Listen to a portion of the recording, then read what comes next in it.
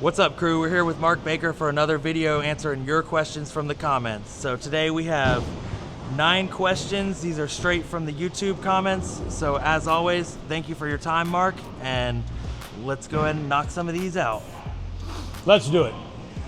Number 1, how do you relax your hand during release? Or how do you try to relax your swing without forcing it? I feel like I tense up every time I try. So to me, that's all about grip pressure. So there's all kinds of different feels in grip pressure, whether you're holding a bird. My grip pressure is about 10 to 15% when I hold a bowling ball, when I did bowl, and when I coach. You want to make sure your hands can't be tight. If you think about it this way, when you walk down the street, because bowling is about walking up and letting go of a ball. So when you walk and have great rhythm, your hands you'd never tighten your hands up to walk. So your hands should be super loose. So try to hold the ball so it doesn't come off. But the less grip pressure you have and you still control the ball, that'll take some way those answers. But if you get that grip pressure too tight, it's very hard to get that thumb to clear and your hand to get around it if you're holding on to it too tight. Try to keep the grip pressure to a minimum, get your tempo of your legs better, that'll take care of your hand. Number 2, I'm a two-handed bowler. Recently I've been hopping during my release. Is this a timing issue? Everyone keeps telling me I have to get the ball behind my back also. Is this true? Okay, the ball would never go behind your back as a two-hander. The ball, two hands are touching the ball and your arm's in a swing, so you would get sideways. So your hands would go straight back, never behind you. The hopping issue is your head. So what hopping is caused by is being out of balance. So that probably is a timing issue. Almost every two-hander I start coaching is early. So if your timing is early, what happens is your head gets out in front of your knee. So when you go to deliver it, there's an early weight transfer to your left leg. Your head gets in front of your left knee. So all your weight's in front. You throw the ball, but your body is out of balance. The hop, if you film yourself from the back, you'll notice that when you hop, if you're right-handed, your left foot is going directly under your head to rebalance yourself. The hop is self-preservation. So yes, timing would be the best way to fix it. The easiest way to figure out what timing is the two-hander. That two-handed instructional video I did with Jason Momani and Anthony Simonson, it's doing very well. Go to markbakerbowling.com, scroll down, buy the two-handed instructional video. The timing and all that is in that video. Number 3, I'm a righty two-hander with a 5-step approach. What would normally be the cause of double bouncing the ball on the lane? Sometimes I'll start a practice session and do fine with minimal double bounce. Then all of a sudden I start bouncing the ball without feeling like my timing is terrible. Is this bad? And if so, is there an easy way to fix it? Yes, so you want to stay taller. Bouncing the ball never works because that means the force of the ball is going down more than it's going out. So it's hitting the lane and it's double dribbling. That means your hand's on top of the ball. As a two-hander, that doesn't work because there's no thumb. So invariably, it's either body balance or timing. Like I said in the previous answer, instead of me going through a big giant thing, it's on the video. Jason Momani, Anthony Simonson have the exact same timing.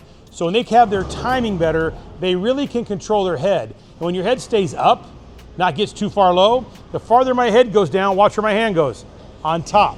Once my hand gets a little bit towards the top of the ball two-handed, then you're shoving it down, that's the cause. And probably the reason why that happens, whether one-handed or two-handed, where you start out good and it gets worse, because when you warm up, you're just walking up and letting go. Think about that, you're walking up and letting go. And as people get warmed up, what happens? Now I'm not throwing it good. You literally changed the verb. Walking was important, then you were letting go. Now throwing is important and the walking is no longer part of the equation. So remember, the reason why warming up works so well is because you're walking up, you're not trying so hard, so your legs are doing more work than your arm. Once your arm is doing more work than your legs, nothing good happens. Number 4, a question, coach. How important is keeping the ball near your feet at release? I've always had a problem keeping it close. I usually lay the ball down 10 to 12 boards from where my slide foot stops. Yeah, obviously the closer the better to your ankles, what I think you mean. Get the ball closer to your ankle. All that happens, the farther the ball gets away from your ankle, the more you lose power. Because your arm starts getting away, your arm's not strong out, it's very strong underneath your shoulder. So without seeing your body, because a lot of times when that happens is people with really broad shoulders. Big guys like me. We have a hard time getting our ball next to our ankle just because we're so big. So if that's an issue, that's one thing. The other thing is, I don't know what your slide is. A lot of people have a good pivot step, But then if you're right-handed and you start sliding 4 or 5 boards left, your swing's in a slot and you're sliding away from your swing. So the ball would be like that close to your ankle to start your slide. But as you slide farther and farther left and the ball doesn't move, you create width so the ball gets farther from your ankle. So then again, that's always caused if your head gets too far forward or your timing's early, that'll cause you to slide away from it, create that gap, and you lose power and accuracy. So try to get that swing closer. The best bet, I can't help you from here, would be to take a virtual lesson. Number 5, do you have any tips for a planter? I've never been able to slide. Planting is becoming more and more prevalent in my coaching. I would say I went from probably 10% planters to now 40. The reason I think that happens is a lot of approaches are completely different center to center. Some centers still have wood, they tend to be slippery. Synthetics tend to be stickier. When the weather changes, they get really slippery or really sticky. So if you plant, you kind of make all the approaches the same. I have no problem with planting. People that plant, I measure timing a little different. When you slide, I measure when your left foot gets flat in front of your head, your swing should be parallel. So for timing with a planter, I measure the heel. I think 2 of the best planters of all time are Shannon Pulowski and Michael Haugen. So I base some of my timing issues off those 2 bowlers who've had very, very successful careers as planters. Number 6, a question for Coach Mark. Does my arm swing need to be shorter if I start to two-hand bowl?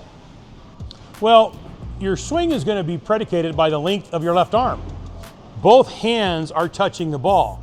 So the length of your swing is really determined by if you're right-handed, how far your left arm goes back. That's why the timing is so important. That's why in my video I talk about making your left arm longer. If both hands are touching it, that left arm gets high enough, then your swing's higher. If that left arm stays short, if you can't get that left shoulder to kind of feel like it's tucking under your chin, if your swing is short two-handed, you're gonna have a very, very hard time with accuracy and generating enough power and being consistent. Because if your swing's short, the power source becomes your shoulders. When it becomes your shoulders, you can miss both left and right. When the power source is more your right leg for a right-hander and your head stays up and you have better timing, that's where the accuracy comes from. Because when you use your legs for the power, then you have a swing. If you have your shoulders for your power, then you have a throw. If you throw the ball, whether one-handed or two-handed, you have 2 things, an inconsistent release and not very much accuracy. So again, try to make your swing as long as possible with your opposite arm so your timing gets better, so you find more accuracy. Number 7, I continually miss left when I bowl with no thumb. Is this more of an alignment issue typically, or am I coming over the top of the ball more often? I would say I'm getting quite a few bowlers since we started doing the YouTube videos, way more no thumb bowlers. So what happens is because your thumb isn't in the ball, the height of your backswing is restricted to a certain height. If your hand gets up too high with no thumb, the ball is going to fall off.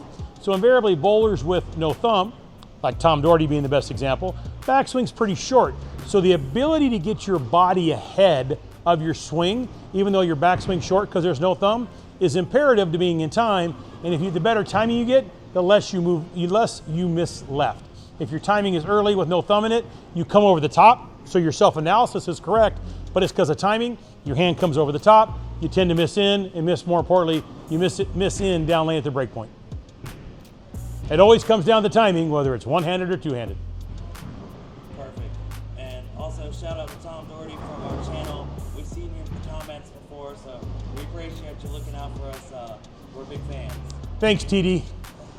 Number 8, for two-handers, where should the oil track on the ball be? I've heard that it needs to be off the fingers, but I've also heard some people say that as long as the ball is doing what it's supposed to, it really doesn't matter.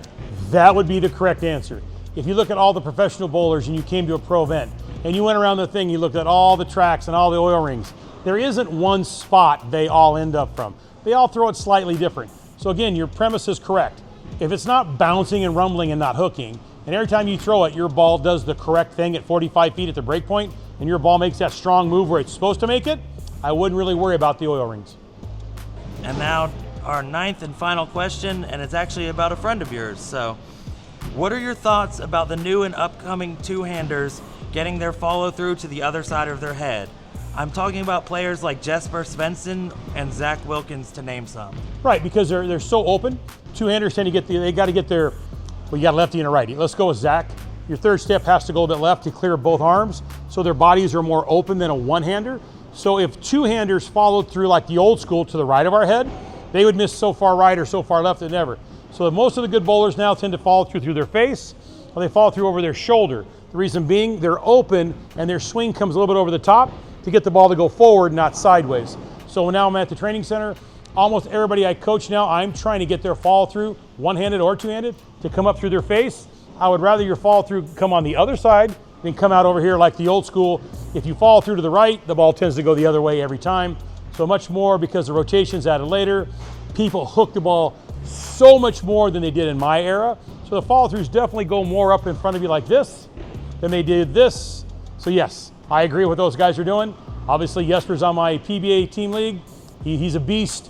Love watching Jesper bowl, and his follow through seems to work just fine. Now I know we're here at your Camp Bakes in Las Vegas, actually, taking a little bit of time out of your day.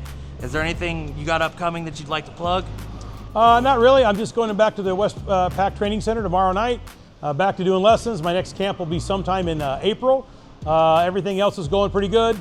The tremendous amount of response on the virtual lessons, I appreciate it, keeping me very busy. I love the questions. Let's just make bowling better. Keep firing all the questions in. Talk to you guys later. And then as always, guys, markbakerbowling.com.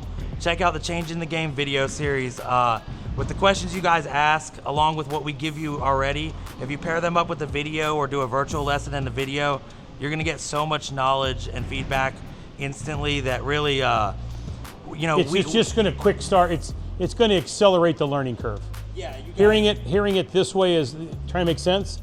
If I get the virtual lesson or you film yourself and you buy the video and you can start comparing yourself, it's much easier to make changes when it's visual. Oh, because I'm telling you how to do it verbally. So if you can see it with your own two eyes and you can measure yourself against, say, a Jason Belmonte who has unbelievably tremendous balance and he does everything correctly, if you start seeing the differences, it'll be much easier for you to change and start trying to emulate Jason more. Because I do know this, the closer you look to Jason Belmonte, the more you're gonna like bowling. So on the one-handed, I use Chris Prather, Daniel McEwen, Dave Husted. Works out the same thing. When your balance starts emulating Chris Prather and you start finishing in balance at the foul line, you'll notice that the game of bowling gets much easier. And another thing we'll throw in, because I know we don't mention it often, is in the Changing Game series, there is a seniors video, correct? Correct. Yeah, and so we get a lot of questions from seniors all the time. I'm back in the game, I'm 70. So that may be something you want to look at, and that's included with either one, I believe? No, that's the bonus. So what I did is I brought in my best friend, Dave Husted, who was at the time of filming was 63, now he's 64, and I'm 63. But 30–40% of my business is seniors. And the same thing, how do I throw it harder? I want to increase my rev rate. But you're 77 years old. Those things actually aren't happening. So what I did with Dave, I filmed this little 6–7 minute sequence of all the do's and the don'ts for the senior player. If you go to my website, markbakerbowling.com, you scroll down, you'll actually see a picture of Dave and I talking, and you look at the senior section, it's free. I didn't charge anybody. I figured the seniors never get any love, so I did a little bonus section just for you guys. You watch it, and I probably had more response email-wise and text-wise from the senior section than anything I've ever done. So the seniors have liked it. I'm trying to do one thing. I don't want your body to hurt.